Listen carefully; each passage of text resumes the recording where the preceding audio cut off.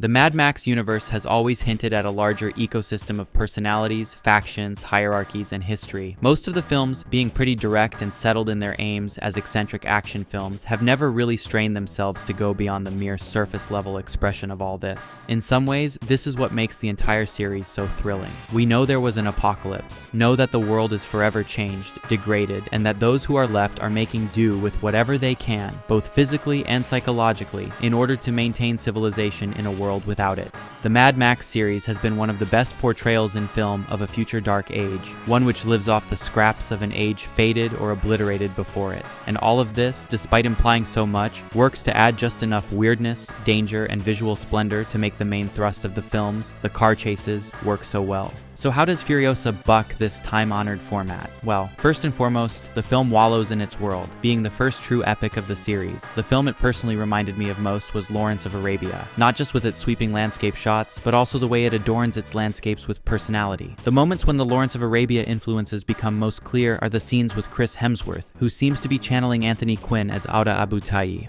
Often, he soliloquies, hogging one side of the frame as the camera follows him, making him appear as a giant within this world. These visual cues tie the aspect of larger-than-life personalities that the series is known for, to the world which affects them and is affected by them. Like in Lawrence of Arabia, these characters are the landscape personified, and the landscape are the souls of these characters visualized. Again, all of this is slightly hinted at by the earlier films, but Furiosa, daring to push things further, makes this relationship clearer than it's ever been. The fact that Hemsworth is so memorable within a series that's known for its memorable villains is only a testament to how well he understands the series. He knows when to exaggerate and when to be understated, and knows the psychological effect it'll have on us when he whispers in place of a scream, or screams in place of a kind word. It's easy to believe the cult of personality he's built around himself given how enigmatic he is. And in a world which doesn't make sense any longer anyways, he becomes the perfect avatar for it. Unlike Immortan Joe, who represents well-rooted hierarchy, tradition, and powerful superstition and discipline, Hemsworth's Dementis is a very chaotic and progressive figure. When he comes upon Immortan Joe's kingdom, his first tactic to annex it is to foment revolution, promising the oppressed masses the equality they're clearly being deprived of. While everything about this character makes it clear that this ploy is a cynical one, it's also the exact type of ploy which you'd expect to flow naturally from his spirit. He's a dictator who thrives on anarchy, a revolutionary and an aspiring despot all in one.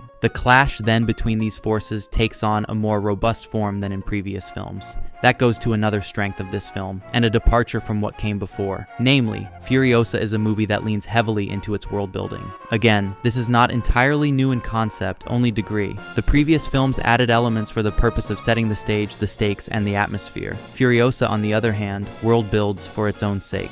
The clash here between various factions, despite all the superficial pomp and strangeness, mostly feels real and logical.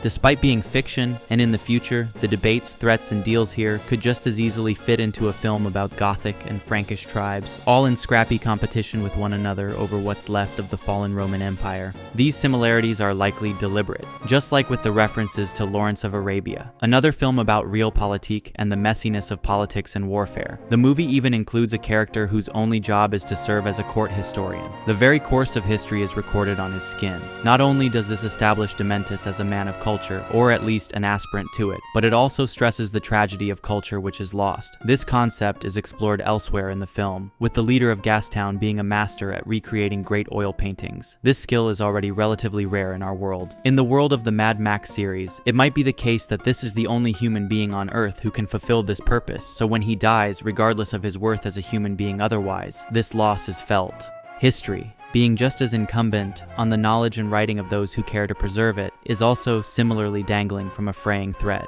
On top of that, historians, being allied with warlords, are obviously constrained in terms of what they can and can't record by those who utilize their services. Everything about Dementis' relationship with his court historian would imply that they're on good terms, even if you were to remove the element of violence and coercion, an element which seems central to Dementis' character. The paradoxical fact of Dementis' good treatment of the historian is enough to raise the question of just how accurate to the truth can the historian's record of events ever be. Dementis, like Gilgamesh, Lycurgus, or Romulus before him, could just as easily have his true nature shrouded in legend as the years pass beyond his death.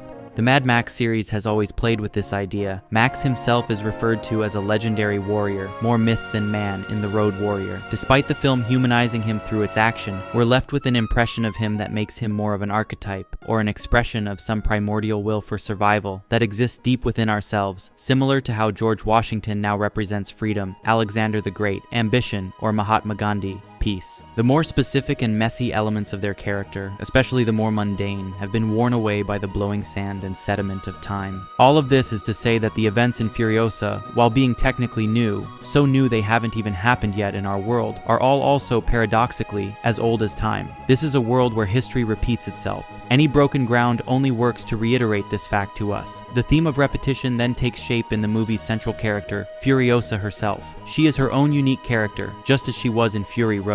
But here, we can see her evolution, which is the mirror image in many ways of the evolution of Max himself. She starts her life happy, in this case, living in the physical embodiment of paradise, the only place in the known world where food grows naturally. She is then whisked from this paradise and loses the person most close to her, her own mother, making her the mirror image of Max, who lost his son in the first film. The only thing left to her after this is survival for its own sake. The world she lives in now offers no comforts, only the possibility of survival if one plays their cards right. Her first goal is escape, but after being tied down by a love interest, she finds her purpose there.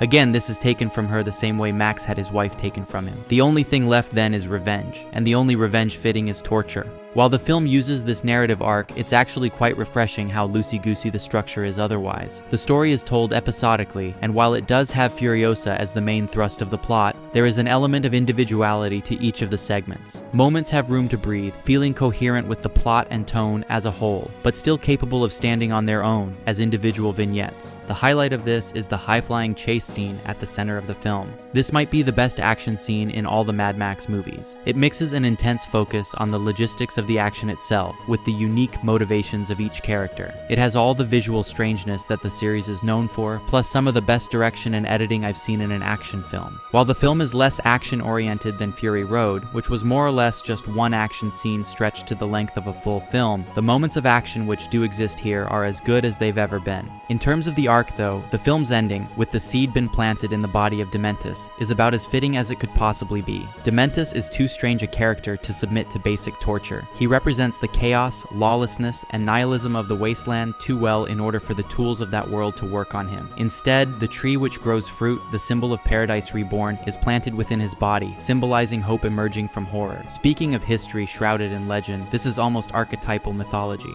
Dementus lays like a vanquished titan, elevated on high rather than flung into the depths of Tartarus. Him being planted there, forced to look upon the new world being brought forth by the rotting soil of his own corpse, is the only torture which will work against him. The idea that the nihilism he preached, the wave of nothingness he rode upon, would eventually be countered by a hope just as sturdy and strong-willed is enough to make him feel what Furiosa felt. While this ending is visually and conceptually morbid, it's also uplifting in the only way this series can afford to be. The Mad Max universe isn't one where paradise is at risk of being lost. It's a world where paradise already has been lost, but where some dare to try regaining it. The point isn't the paradise. Paradise doesn't exist, even in our own world. But the closest thing to real paradise, the will to chase after something better, does indeed exist, and it's in this way that Furiosa is the archetype of something a lot more hopeful.